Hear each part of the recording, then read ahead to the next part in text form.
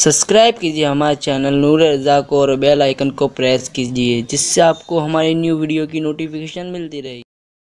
جس کو میرے آقا صادق و مصدوق نے جنت کی بشارت عطا فرمائی، جسے اللہ کے رسول نے جنت کی بشارت دی، وہ عمر ابن خطاب میرے امام کہتے ہیں، وہ عمر جس کے عادہ پہ شیدا سقر، اس خدا دوست حضرت پہ لاکھوں سلام.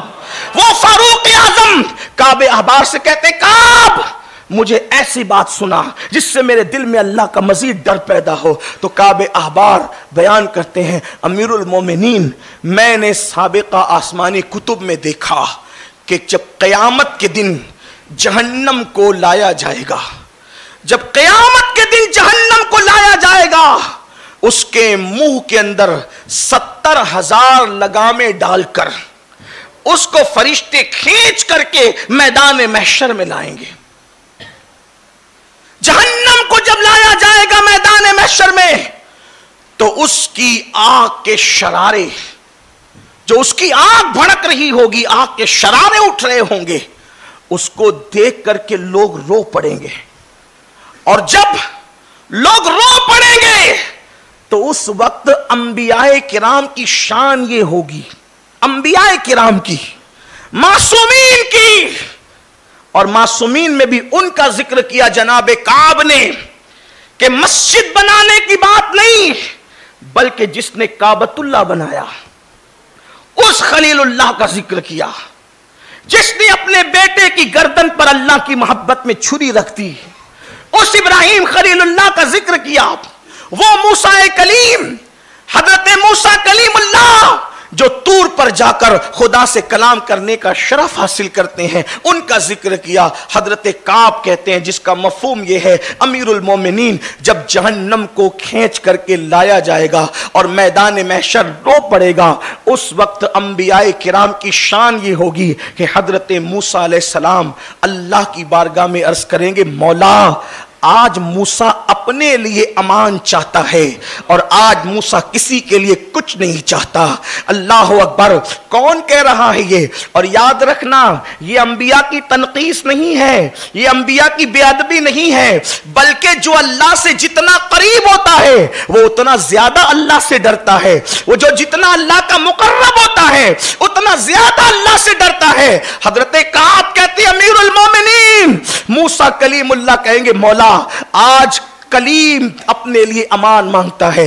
کون کلیم؟ جس کے بارے میں قرآن کہتا ہے من جانب الطور الایمن وقربناہ نجیا، جس موسیٰ کو طور کے دائیں جانب بلایا جاتا تھا کہ موسیٰ آ تاکہ تجھ سے پیار سے سرگوشی کریں، تجھ سے کلام کریں. حضرت موسیٰ کلیم کہیں گے، مولا آج مجھے امان دے دے، آج میں کسی کے لیے کچھ نہیں مانگتا. حضرت کعب کہتے ہیں امیر المومنین سیدنا ابراہیم خلیل اللہ کہیں گے، اے اللہ آج ابراہیم اپنے لیے امان چاہتا ہے، آج میں کسی کے لیے کچھ نہیں چاہتا. اللہ اکبر. حضرت عیسیٰ کلمت اللہ روح اللہ جو کنواری بتول مریم سے بن باپ کے پیدا کیے گئے، اللہ اکبر، وہ حضرت عیسیٰ یہاں تک فرمائیں گے، مولا آج عیسیٰ کو امان عطا کر دے، آج عیسیٰ کسی کے لیے کچھ نہیں، حتیٰ کہ میں اپنی ماں کے لیے بھی آج کچھ طلب نہیں کرتا، آج تو مجھے اپنے لیے امان دے دے. آپ سے پوچھنا چاہتا ہوں انبیاء کی یہ شان ہوگی اور جبریل امین اور ملائکہ کی اس دن کیا شان ہوگی؟ تو قرآن کہتا ہے یوم یقوم الروح والملائکہ صفا لا یتکلمون الا من اذن. قرآن کہتا ہے اس دن جبریل امین اور ان کے ساتھ سارے ملائکہ صف بصف اللہ کی ہیبت سے کانپ رہے ہوں گے اور کسی میں کلام کرنے کی جرت نہیں ہوگی، کوئی کلام نہیں کر سکے گا الا من اذن، مگر وہ جس کو اللہ نے اجازت دی ہے. آپ کے پاس آگے بات بڑھانے سے پہلے صرف اتنا پوچھنا چاہتا ہوں، جہاں ابراہیم خلیل اللہ صرف اپنے لیے امان مانگیں گے، وہاں ہم جیسوں کا کیا بنے گا؟ یہاں تو نماز روزے کی بات ہی نیچے رہ جاتی ہے. اگر کوئی یہ تصور کرتا ہے کہ صرف نماز سے نجات ہوگی، صرف روزے سے نجات ہوگی، صرف زکات سے نجات ہوگی، صرف نیک اعمال سے نجات ہوگی، تو کیا ان کے دامن کے اندر نیکیاں نہیں؟ انبیاء کی طرح کون عمل کر سکتا ہے؟ ارے انبیاء تو انبیاء ہیں، ہیں, اللہ اکبر, ان کی نیکی کا معیار تو اس کا اندازہ کون کر سکتا ہے. میرے آقا نے تو اپنے یار غار افضل البشر بعد الانبیاء بالتحقیق سیدنا ابو بکر صدیق کے لیے فرمایا کہ ابو بکر کی ایک رات کی نیکی عمر کی ساری زندگی کی نیکی کے برابر ہے. جب صدیق کی نیکی کی کوالٹی کا یہ عالم ہے تو انبیاء کی نیکی کی کوالٹی کا عالم کیا ہوگا. لیکن سوچو تو صحیح, ابراہیم خلیل کہہ رہے ہیں آج مجھے امان چاہیے, اسماعیل حضرت کلیم اللہ موسیٰ کہہ رہے ہیں آج مجھے امان چاہیے, حضرت عیسیٰ کہہ رہے ہیں مولا آج میں اپنی ماں کے لیے کچھ نہیں مانگتا. سوچو تو صحیح اس وقت ان کا کیا انجام ہوگا جو رات کی تاریکیوں میں نرم نرم گدوں پر لیٹ کر زنا کے مناظر دیکھتے ہیں اور صبح کو سفید لباس پہن کر کے بڑے متقی اور پارسا بن کر کے نکلتے ہیں. ان کا کیا حال ہوگا جو عورتوں کو پاپ کی نظر سے دیکھتے ہیں اور اللہ اکبر رند کے رند رہے, ہاتھ سے جنت نہ گئی. ان کا کیا حال ہوگا جو اللہ اکبر سود کے حرام دھندے کرتے ہیں, جو جوا کھیلتے ہیں. اللہ اکبر ان کا کیا حال ہوگا جو اپنی ماؤں کو ستاتے ہیں, اپنے باپ کو گالی دیتے ہیں, جو اپنی بیویوں پہ ظلم کرتے ہیں. معصومین کی یہ شان ہے کہ اللہ اکبر قرآن کہہ رہا ہے کہ کوئی کلام نہ کر سکے گا, جبریل امین اور سارے فرشتے اللہ کی ہیبت سے کانپتے ہوں گے. اس دن کے لیے سوچا آج تو بڑے مزے میں کہتے رہے مولانا جو ہوگا دیکھا جائے گا, بلکہ ہمارے یہاں تو لکھا بھی گیا ہے کہ جو ہوگا دیکھا جائے گا. میرے بھائی کیا دیکھو گے اس دن کیا دیکھو گے. بلکہ ایک روایت, ابھی اس بات کو آگے بڑھانے سے پہلے ایک روایت اور سنیں. حضرت عیسیٰ علیہ السلام سے اللہ قیامت کے دن ایک سوال کرے گا, اور وہ سوال حساب کے لیے نہیں ہوگا, حساب لینے کے لیے سوال نہیں ہوگا, بلکہ حضرت عیسیٰ علیہ السلام سے وہ سوال ان پر لگے ہوئے الزام کو ختم کرنے کے لیے ہوگا. اب آپ جان سکتے ہیں کہ حساب لینے کے لیے سوال اور ایک سوال لگے ہوئے الزام کو ختم کرنے کی. حضرت عیسیٰ پہ کیا الزام تھا؟ عیسائی کہتے ہیں کہ عیسیٰ نے ہمیں کہا کہ میں خدا کا بیٹا ہوں اور میری ماں خدا کی بیوی ہے. تو اللہ تبارک و تعالیٰ ان کا جھوٹ قیامت کے دن ثابت کرنے کے لیے اور ان کو رسوا کرنے کے لیے اور حضرت عیسیٰ کی برات کے لیے اللہ پوچھے گا عیسیٰ کیا تم نے اپنی قوم کو یہ کہا تھا کہ میرے بعد تم خدا بنا لینا مجھے, میرے بعد تم میری عبادت کرنا, تم نے یہ کہا تھا؟ یہ حساب کے لیے نہیں, الزام کے خاتمے کے لیے. اور الزام کے خاتمے کے لیے شخصیت سے سوال کرنا یہ امتحان نہیں ہے بلکہ ان کی عظمت کا اظہار ہے.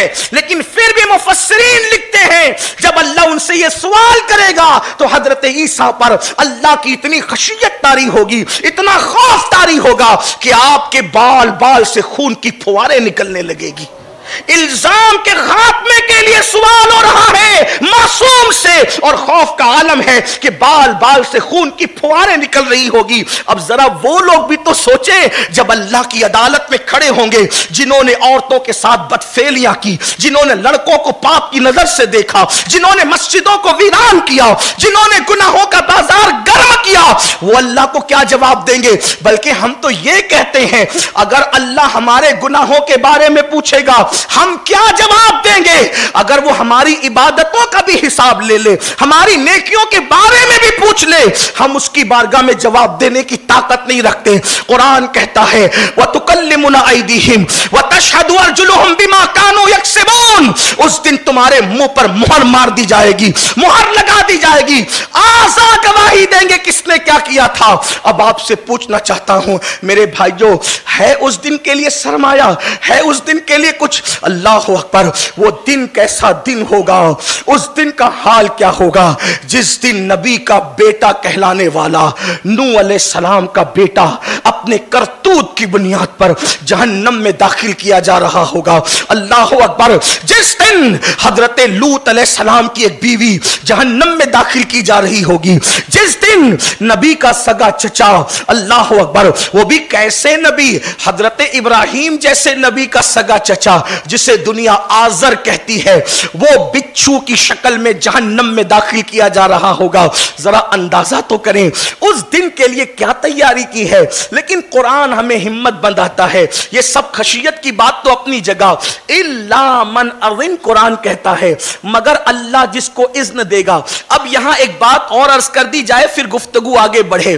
جہاں حضرت موسیٰ جیسے صرف اپنے لیے امان مانگیں گے, جہاں پر ابراہیم علیہ السلام جیسی ہستی صرف اپنے لیے امان مانگیں گے, جہاں عیسیٰ علیہ السلام جیسی ہستی اپنے لیے امان مانگیں گے, اس دن ایک ہستی ایسی بھی ہوگی جو سر کو سجدے میں رکھ کر اپنے لیے کچھ نہیں مانگے گی اور اس کو کلام کرنے کا اللہ اذن دے گا. اور وہ کون ہستی ہے؟ اللہ اکبر. قرآن کہتا ہے مگر وہ الا من اذن, یعنی کہ سب کو کلام کی اللہ طاقت نہ ہوگی, مگر ایک تو کوئی ہوگا جس کو کلام کی اجازت دی جائے گی. اور وہ کون ہوگا جسے کلام کی اجازت ملے گی؟ وہ کون ہوگا جو شفیع بن کر کھڑا ہوگا؟ وہ کون ہوگا جس کو اپنا غم نہیں بلکہ اپنی امت کا غم ہوگا؟ وہ کون ہوگا جس دن وہ اپنی نہیں بلکہ اپنی امت کی سوچ رہا ہوگا؟ اسی ہستی کو دنیا میرے آقا و مولا, میرے مالک و مولا مصطفیٰ جان رحمت کے نام سے یاد کرتی ہے. اللہ نے نبی دیا, ایسا نبی دیا, اللہ نے رسول دیا, ایسا رسول دیا. سارے رسول شان والے ہیں, لیکن میرے امام کہتے ہیں سارے اچھوں میں اچھا سمجھیے جسے ہے اس اچھے سے اچھا ہمارا نبی. سارے اونچوں میں اونچا سمجھیے جسے ہے اس اونچے میں اونچا ہمارا نبی. جس نے ٹکڑے کیے ہیں کمر کے وہ ہے نور وحدت کا ٹکڑا ہمارا نبی. اس نے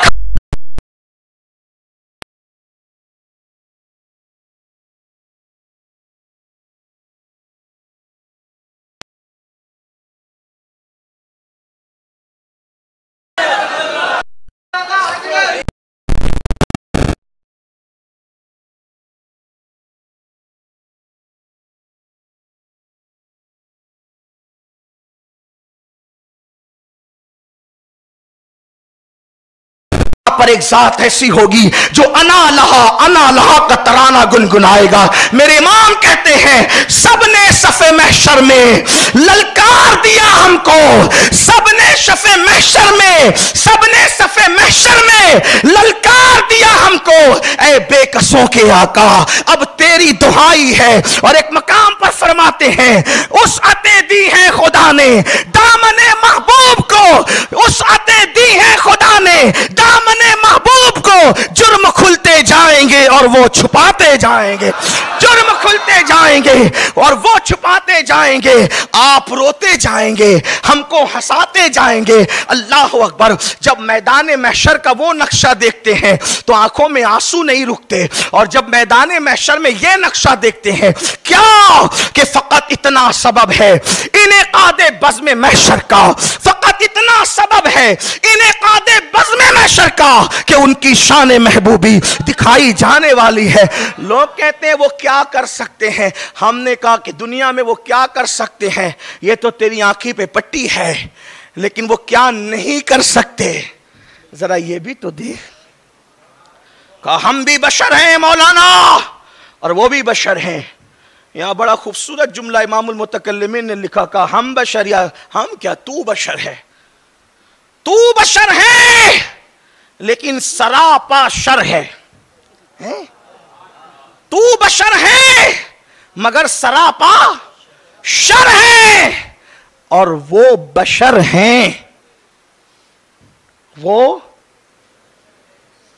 تو سراپا شر, تو بشر ہے اور تو سراپا شر ہے, اور وہ بشر ہیں اور خیر البشر.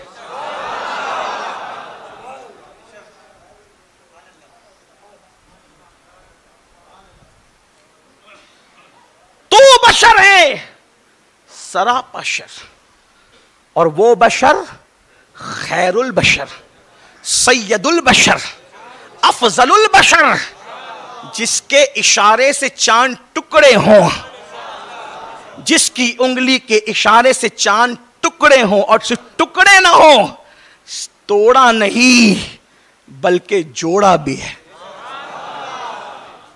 لوگ کو بڑا گھمنڈ ہے کہ ہم چاند پر جا کر آئے۔ ہم نے کہا ہم نہیں مانتے، یقین نہیں کرتے۔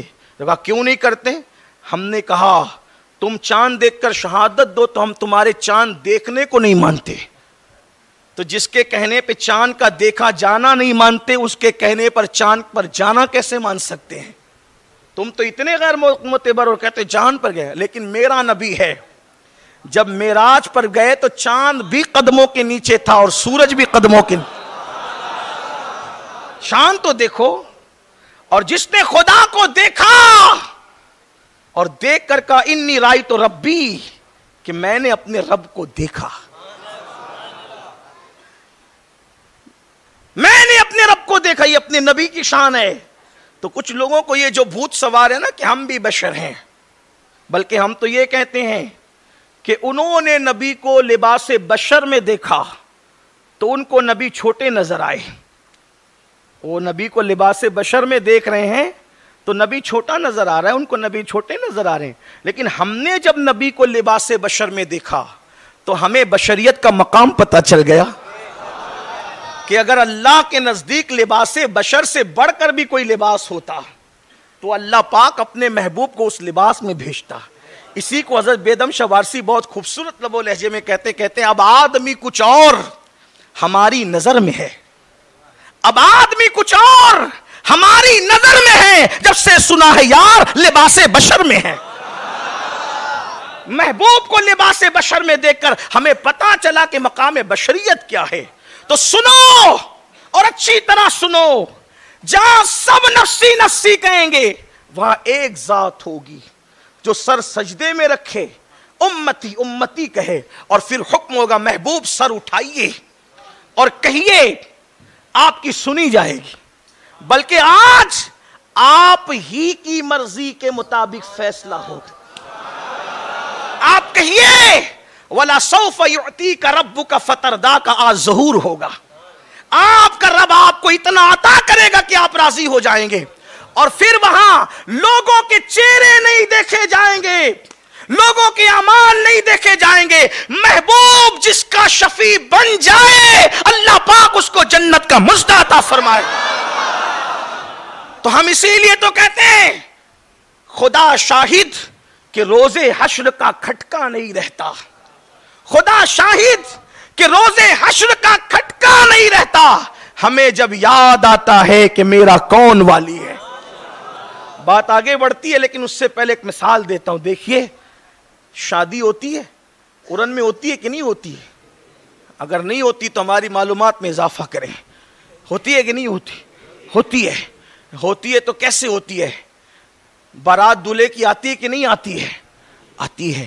اور جب بارات دولہے کی آتی ہے تو دولہے کے ساتھ جو چلا آئے، للو پپو چمپو کوئی چلا آئے، اس دن پھر اس کو نہیں دیکھا جاتا، بلکہ جو دولہے کے ساتھ آتا ہے، دولہے کا طفیلی بن کر آتا ہے، اس کو بھی عزت کے ساتھ اسٹیج پہ بٹھایا جاتا ہے نا؟ وجہ دولہے کے ساتھ آئے، باراتی بن کر آیا۔ مسلمانوں ذرا غور تو کریں، جسے قیامت کا دولہا بنایا ہے، اس کی امت میں بن مانگے ہمیں پیدا کیا۔ کم و بیش 70 انبیاء نے دعا کی، مولا ہمیں محمد الرسول اللہ کا امتی بنا دے۔ انبیاء جس کا امتی ہونے کی تمنا کریں، ان کے صدقے میں اللہ نے ہمیں بن مانگے ان کا امتی بنا۔ ذرا سوچو تو اللہ نے کیا مقام دیا، اپنے مقام پر ناز کرو۔ ان کا طفیلی بنایا، ان کا طفیلی بنایا، کیا مقام دیا۔ یہاں معاذ اللہ یہ نہیں کہ آپ انبیاء سے بڑھ گئے، استغفر اللہ، ایسا ہرگز نہیں۔ انبیاء انبیاء ہیں، وہ اصل ہیں، اور ہمیں اپنے نبی کا طفیلی بنایا۔ تو طفیلی بہرحال طفیلی ہے۔ طفیلی کا مطلب کیا؟ یہ سمجھ لے کہ ساتھ میں آنے والا۔ اگر کسی کو دعوت نہیں دی گئی اور دعوت دی، مثال کے طور پہ آپ نے حضور امیر سنی دعوت اسلامی کو دعوت دے دی, بھائی عارف رضوی کو دعوت دے دی, یا آپ نے مفتی عاقف صاحب کو دعوت دے دی, معین المشائخ کو دعوت دے دی, اور مجھے نہیں دی, کیونکہ آپ کی نظر میں ایسا آدمی نہیں کہ آپ مجھے دعوت دیں, اور اگر میں ان کے ساتھ چلا آؤں تو آپ کہیں گے امین القادری تو نے نہیں آنا. بولو گے بھائی, ڈرو مت, بولو گے, ایسا تو نہیں کرو گے نا, بلکہ آپ سوچو گے یار ہمارا جو مہمان اصل تھا اگر اس کا طفیلی بن کر امین القادری آتا ہے تو اب امین کو نہیں دیکھا جائے گا, اپنے مہمان کو دیکھا جائے گا. اگر اس کی بے عزتی کرے تو پھر مہمان, اصل مہمان کی بے عزتی ہے, یہی تو ہے. اور آج بھی ہم لوگوں جو ہے وہ کوئی دعوت تو ہمیں تھی نہیں, ہمیں آپ پوچھے جلسے والوں سے, انہوں نے ہمیں کوئی دعوت نہیں دی, لیکن ہم بھی طفیلی بن کر آئے تو دیکھا جہاں اصلوں کو بٹھایا وہاں طفیلیوں کو بھی بٹھایا. یہ تو طفیلی کی بات ہے نا. اب سمجھو, ارے جب عالم کا طفیلی بن کر آئے تو اتنی عزتوں سے نوازے گئے, اور جب قیامت میں محبوب خدا کے پیچھے پیچھے ان کے طفیلی بن کر جائیں گے تو پھر ہمیں نہیں دیکھا جائے گا, محبوب کا چہرہ دیکھ کر کے ہمیں بھی عزتوں سے نوازا جائے. لیکن یہ کب ہوگا جب ان سے وفا کرو گے, یہ کب ہوگا جب ان کو راضی کرو گے, یہ کب ہوگا جب ان کو خوش کرو گے, یہ کب ہوگا جب ان کا دل نہ دکھاؤ گے, یہ کب ہوگا جب ان سے رشتہ جوڑو گے, یہ کب ہوگا جب ان سے رشتہ استوار کرو گے, یہ کب ہوگا. امام کہتے انہیں جانا, انہیں مانا, نہ رکھا غیر سے کام, للہ الحمد میں دنیا سے مسلمان گیا.